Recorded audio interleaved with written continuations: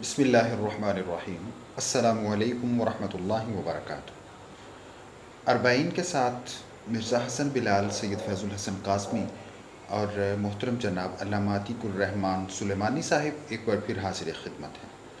ناظرین گرامی، آپ اس بات سے واقف ہیں کہ اربعین کا سلسلہ جو ہے یہ آقا صلی اللہ علیہ وآلہ وسلم کے فرامین یاد کرنے اور آپ سب کو آقا صلی اللہ علیہ وآلہ وسلم کے فرامین کی طرف راغب کرنے اور آپ کو یاد کروانے کے لیے شروع کیا گیا ہے۔ تو آج کے پروگرام میں ایک بار پھر جو احادیث ہم اس سے پہلے پڑھ چکے ہیں ان کو دہراتے ہوئے جو آج کی منتخب احادیث ہیں ان کی طرف چلیں گے۔ تو سید فیض الحسن قاسمی صاحب، آپ ایک بار ان احادیث کو دہرانے کی جو ذمہ داری ہے اسے پورا کیجیے۔ جی، بسم اللہ الرحمن الرحیم۔ پہلی حدیث مبارکہ سے سٹارٹ کرتے ہیں۔ انما الاعمال بالنیات، بے شک اعمال کا در و مدار نیتوں پر ہے۔ الصلاۃ نور المؤمن، نماز مومن کے لیے نور ہے، الصیام جنہ، روزہ ڈھال ہے۔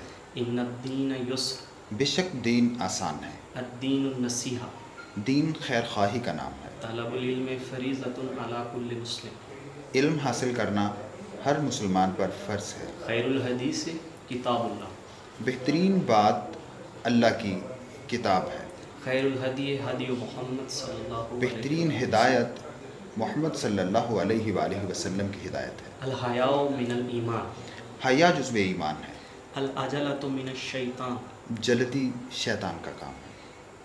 البر حسن الخلق، نیکی حسن اخلاق ہے، الطہور شطر الایمان، پاکیزگی ایمان کا حصہ ہے۔ من صامت نجا، جو خاموش رہا وہ نجات پا گیا۔ لا تسب الاموات، مردوں کو برا بھلا مت کہو، لا تسألون الناس شیئا، لوگوں سے اشیاء کے لیے سوال مت کرو۔ سم اللہ وکل بیمینک، اللہ کے نام سے آغاز کرو، وکل بیمینک، اور دائیں ہاتھ سے کھاؤ۔ کل مما یلیک، کل مما یلیک، جانب سے کوشش کریں۔ اپنی جانب سے کھائیں۔ لا یشربن احد منکم قائم، پانی کھڑے ہو کر مت پئیں۔ السلام قبل الکلام، کسی بھی بات کے آغاز سے پہلے سلام کریں۔ کل معروف صدقہ، تمام نیکی جو ہے وہ صدقہ ہے۔ ماشاءاللہ، بڑا خوبصورت طریقے سے یہ ہماری کوشش ہے، انشاءاللہ اس میں مزید نکھار بھی آئے گا انشاءاللہ۔ تو آج ہم بڑھتے ہیں آج کی پہلی حدیث مبارکہ کی طرف۔ تو علامہ صاحب، آج کون سی حدیث مبارکہ ہے جو اس پروگرام میں ہم سننے جا رہے ہیں، پڑھنے جا رہے ہیں؟ بسم اللہ الرحمن الرحیم۔ جی، آج ہم شاہ صاحب پہلے حدیث پاک جو پڑھنے جا رہے ہیں، جس کو ہم یاد کرنا چاہ رہے ہیں، جی، وہ یہ ہے کہ افش السلام بینکم۔ اس کا مطلب اور معنی یہ ہے کہ تم سلام کو آپس میں پھیلاؤ۔ یعنی جس طرح کہ ہم آپس میں ملاقات کرتے ہیں، آپس میں ملتے ہیں یا گفتگو کرتے ہیں، یعنی گفتگو اور ملاقات سے پہلے ہمیں لفظ سلام کو جو ہے یہ عام کرنا چاہیے، یعنی اس کو رواج دینا چاہیے۔ اس کو رواج دینا چاہیے، یعنی سلام سے کلام کو شروع کرنا چاہیے۔ تو سلام جو ہے یہ ایک بہت ہی اچھا لفظ ہے، جیسا کہ پچھلے پروگرام نے ہم نے یہ کہا تھا کہ سلام جو ہے یہ سلامتی سے بنا ہے۔ یعنی جب انسان کسی کو سلام کر رہا ہے، کسی سے ملاقات کر رہا ہے، تو اس وقت وہ سب سے پہلے اس کو اس بات کی ضمانت دے رہا ہے کہ میری طرف سے تجھے سلامتی ہے، میری طرف سے تجھے کوئی نقصان نہیں پہنچے گا۔ یعنی انسان جو ہے اپنی طرف سے اپنے مخاطب کو وہ ضمانت دے رہا ہے، وہ بالکل حفاظت دے رہا ہے کہ انشاءاللہ میری طرف سے پوری زندگی آپ کو کوئی پرابلم نہیں آئے گی۔ دوسری بات یہ ہے کہ جب ہم سلام کرتے ہیں تو مزے کی بات یہ ہے کہ جس طرح کہ حدیث کے اندر بھی اور طریقہ کار بھی یہ ہے کہ پہلے سلام کرو۔ تو جب انسان پہلے سلام کرتا ہے تو آپس کے اندر ایک محبت بڑھ جاتی ہے، بلکہ حدیث پاک کا مفہوم بھی یہ ہے کہ تم سلام کرو تاکہ تمہارے اندر محبت بڑھ جائے۔ صحیح۔ یعنی اس کا مطلب یہ ہے کہ سلام سے انسانوں کے درمیان محبت جو بڑھتی ہے۔ تو ہم روٹین کے مطابق بھی اگر دو دوست یا دو احباب آپس کے اندر ناراض ہوں تو جب انسان پہلے سلام کرتا ہے تو دوسرے کے دل میں خود بخود ایک جو ہے نا وہ کھینچن یعنی وہ جو طلب جو ہے وہ بڑھ جاتی ہے، یار اس نے اگر ناراضگی کو ختم کر دیا، اس نے اگر سلام مجھے دے دیا تو مجھے بھی چاہیے اس کو سلام کا جواب دینا۔ بالکل ایسا اور ہی۔ پھر دیکھیں کہ نبی علیہ السلام نے فرمایا کہ سلام میں پہل کرو، یعنی جب انسان سلام میں پہل کرتا ہے، جو بھی انسان سلام میں پہل کرتا ہے اس کی عزت جو بڑھ جاتی ہے۔ عام روٹین کے مطابق بھی آپ دیکھیں کہ جب کچھ لوگ آپس میں بیٹھے ہوتے ہیں، یعنی اگر کسی دو بھائیوں کے درمیان ناراضگی ہو گیا، کوئی پرابلم پیش آ گئی ہے، تو ان کو راضی کروانے کے لیے جب ہم بیٹھتے ہیں تو جو انسان راضی نامے میں یعنی سلام کرنے میں پہل کر دیتا ہے، لوگ اس کو زیادہ عزت کی نگاہ سے دیکھتے ہیں، یار یہ اس نے مطلب یہ کتنا اچھا انسان ہے کہ اس نے ناراضگی کو پہلے جو ہے ختم کر دیا ہے۔ تو یہ جو سلام ہے، افشوا السلام بینکم، کہ تم آپس میں سلام کو پھیلاؤ، تو یہ بہت اچھا کام ہے اور بہت اچھا عمل ہے، اور اس جملے کو ہمیں یاد بھی کرنا چاہیے اور لوگوں کو آگے یہ پھیلانا بھی چاہیے، لوگوں کو بتانا بھی چاہیے۔ دیکھو یار سرکار صلی اللہ علیہ وسلم نے فرمایا افشوا السلام بینکم، کہ تم آپس میں سلام کو پھیلاؤ، اور اس کو پھیلانا بھی چاہیے، اور ہمیں کوئی بھی گفتگو شروع کرنے سے پہلے ہمیں یہ جملہ بھی بولنا چاہیے، السلام علیکم ورحمۃ اللہ وبرکاتہ۔ اچھا ناظرین گرامی، جیسا کہ آج مختلف جو تہذیبیں ہیں وہ ان کا غلبہ ہے، اور ہمیں مختلف تہذیبوں سے واسطہ پڑتا ہے، اور ان کے جو گفتگو کے ابتدائی کلمات ہیں وہ ہمارے بچے جب ٹی وی دیکھ رہے ہوتے ہیں یا سوشل میڈیا سے جو ان کا تعلق ہے، تو اس کی وجہ سے وہ بھی ہمارے درمیان آ گئے ہیں، اور بچے ان الفاظ کو بھی بولنے لگتے ہیں، نہ سمجھی میں نہ دانستگی میں۔ تو آقا صلی اللہ علیہ وآلہ وسلم کا یہ فرمان کہ افشوا السلام، سلام کو رواج دو، ایک جہاں مطلب یہ ایک حکم کا درجہ بھی اختیار کر جاتا ہے، حکمن یہ حکم بن جاتا ہے افشوا السلام۔ یہ جو افشو ہے نا، یہ فعل امر کا صیغہ ہے، یعنی اس میں حکم دیا جا رہا ہے، سرکار حکم فرما رہے ہیں کہ تم سلام کو پھیلاؤ۔ ہاں، باقی جو دوسرے لفظ ہیں وہ بھی اپنی جگہ پر ٹھیک ہیں، لیکن ہم چونکہ مسلمان ہیں تو ہمیں سلام کو رواج دینا چاہیے۔ اور دوسری بات شاہ صاحب یہ کہ آقا صلی اللہ علیہ وآلہ وسلم نے کسی جگہ میں نے پڑھا تھا، علامہ صاحب اس کی تصدیق یا تردید فرمائیں گے، کہ آقا صلی اللہ علیہ وسلم نے پھر سلام کے آداب سکھائے ہیں کہ ایک شخص بیٹھا ہوا ہے اور ایک اوپر سے شخص آتا ہے تو وہ سلام کرے، آنے والا بیٹھنے والے کو کرے، چلنے والا بھی کھڑے ہونے والے کو کرے، کھڑے ہونے والے ایک جو ہے وہ پوری جماعت کو کرے، یعنی یہ آداب ہے۔ اور اگر ایک سوار اوپر سے آ رہا ہے، کوئی بندہ کسی سواری پر ہے، تو وہ سلام پہلے کرے۔ اچھا، یہ بات جب بھی مطلب ذہن میں آتی ہے نا، تو ایک اور اس سے نقطہ جو میرے ذہن میں آتا ہے وہ یہ ہے کہ آقا صلی اللہ علیہ وسلم کا یہ فرمان ہے کہ جو سوار ہے وہ کھڑے ہوئے یا بیٹھے ہوئے کو سلام کرے۔ ایک شخص پیدل ہے، ایک شخص بیٹھا ہوا ہے ایک جگہ پر، ایک شخص سوار ہے، تو وہ چونکہ آج بھی ہم دیکھیں ایک شخص گاڑی پہ ہو اور ایک شخص کسی چھوٹی گاڑی پہ یا موٹر سائیکل پہ یا کھڑا ہو، تو معاشرے میں اس کا درجہ جو ہے اس سے زیادہ ہوتا ہے۔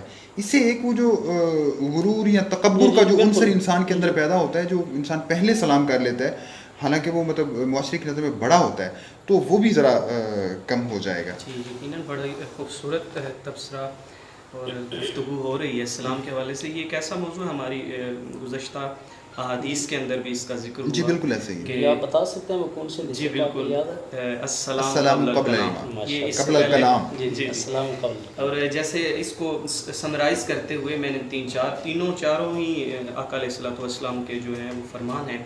ایک تو آداب کے حوالے سے گفتگو ہو گئی، دوسرا یہ کہ سلام میں جلدی بھی کرو، یعنی پہل کرو، صحیح، پھر جب بھی گفتگو کرو پہلے سلام کرو اور پھر اس کو رواج بھی دو۔ صحیح۔ تو 3-4 احادیث اسی موضوع کے حوالے سے ہم پڑھ چکے ہیں، تو لازمی اسلام کو رواج دیں۔ افشوا السلام بینکم، یہ آج کی پہلی حدیث تھی۔ تو ناظرین بڑھتے ہیں اس سے اگلی حدیث کی طرف۔ علامہ صاحب دوسری حدیث مبارکہ کون سی؟ جی، دوسری حدیث پاک یہ ہے کہ ان اللہ رفیق یحب الرفیق، اللہ تبارک و تعالیٰ رفیق یعنی مہربانی، کرم، یہ سارے اس کے معنی ہیں۔ جی جی، یعنی اللہ تعالیٰ مہربانی فرماتا ہے، یعنی مہربان ہے اور مہربانی کو ہی پسند فرماتا ہے۔ یعنی آپ دیکھیں کہ ہمارے معاشرے کے اندر مہربانی کہاں کہاں پر ہونی چاہیے۔ بالفرض ایک کمپنی ہے، تو کمپنی کے اندر کیونکہ مہربانی جو ہے وہ ہمیشہ بڑے سے چھوٹے کی طرف ہوتی ہے، بالکل صحیح۔ یعنی بڑا جو ہے وہ چھوٹے پر مہربانی کرتا ہے، اور پھر جو اس سے چھوٹا ہے وہ اپنے سے چھوٹے پر مہربانی کرتا ہے۔ صحیح۔ تو اللہ تبارک و تعالیٰ جو ہے یہ سب سے بڑا مہربان ہے۔ اور دیکھیں سب سے بڑا مہربان تو یہاں پر چلتا ہے، جیسے کہ حدیث کے اندر بھی ہمیں یہ بات ملتی ہے واضح ہے کہ اللہ تبارک و تعالیٰ جو ہے قیامت والے دن اپنی رحمت سے کئی لوگوں کو بخش دے گا، صحیح، ان کے نامہ اعمال یا ان کے حساب و کتاب کو وہ بخش دیتا ہے. یا پھر جس طرح کہ رمضان کے والے سے ہے کہ رمضان میں اگر کوئی انسان دنیا سے چلا جاتا ہے تو اللہ تبارک و تعالیٰ اس کو بخش دیتا ہے. یعنی مہربانی کو اللہ تبارک و تعالیٰ نے پسند فرمایا ہے. تو ہمیں بھی یہ حکم دیا ہے، یعنی ترغیب دی ہے، جب میں اتنا بڑا کائنات کا مالک ہوں، یعنی ہر چیز میرے تابع ہے، ہر چیز کی میں نے تخلیق فرمائی ہے، جب میں مہربانی کر سکتا ہوں تو تم آپس میں کیوں نہیں مہربانی کر سکتے؟ صحیح، یعنی اگر کسی کے پاس مہربانی کی طاقت ہے، جس طرح کہ آج مطلب یہ رمضان مبارک کا مہینہ ہے، تو لوگوں کو کپڑوں کی ضرورت ہے، لوگوں کو کھانے کی ضرورت ہے، لوگوں کو مختلف چیزوں کی ضرورت ہے، امداد کی ضرورت ہے. تو جو لوگ صاحب استطاعت ہیں، صاحب مال ہیں، ان کو چاہیے کہ اپنے بھائیوں پر، اپنے دوستوں پر، اپنے تعلق والوں پر جو صاحب استطاعت نہیں ہے، یعنی عید پر کپڑے نہیں لے سکتے، یا پھر اپنی خوشیاں جو ہے وہ پیسے کی وجہ سے وہ پوری نہیں کر سکتے، لیتے ہیں یا پوری نہیں کر سکتے، تو جو لوگ صاحب مال ہیں، صاحب استطاعت ہیں، ان کو چاہیے کہ ان کی ہیلپ کریں، ان کی صحیح. مدد کریں. تو کیونکہ اللہ تعالیٰ نے ان پر اپنی ایک نعمت کا نزول فرمایا ہے، تو اللہ تعالیٰ کو شکر ادا کرتے ہوئے ان کو چاہیے کہ وہ مہربانی کریں. تو اللہ تبارک و تعالیٰ کے محبوب فرماتے ہیں کہ ان اللہ رفیق، اللہ تعالیٰ جو ہے مہربان ہے اور مہربانی کو ہی پسند فرماتا ہے.